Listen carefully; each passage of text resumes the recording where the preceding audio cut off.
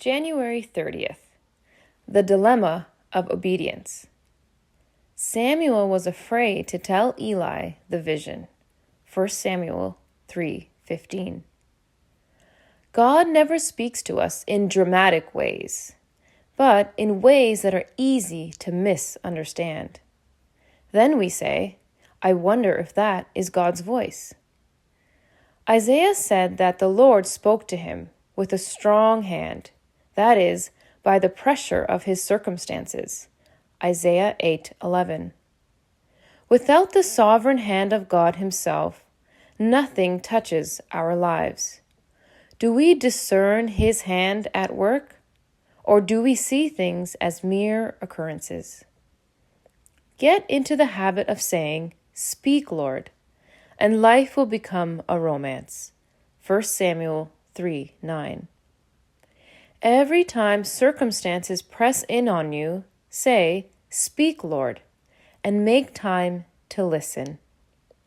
Chastening is more than a means of discipline. It is meant to bring me to the point of saying, "Speak, Lord." Think back to a time when God spoke to you. Do you remember what he said? Was it Luke 11:13?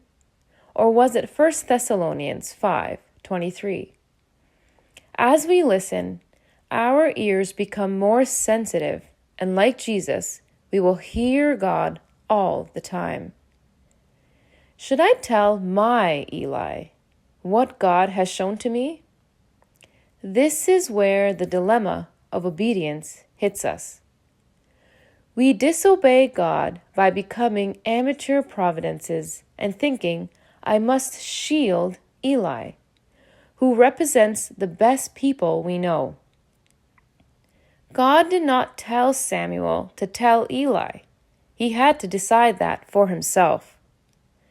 God's message to you may hurt your Eli, but trying to prevent suffering in another's life will prove to be an obstruction between your soul and God. It is at your own risk that you prevent someone's right hand being cut off or right eye being plucked out. See Matthew 5:29-30. Never ask another person's advice about anything God makes you decide before him. If you ask advice, you will almost always side with Satan. I did not immediately confer with flesh and blood. Galatians 1:16.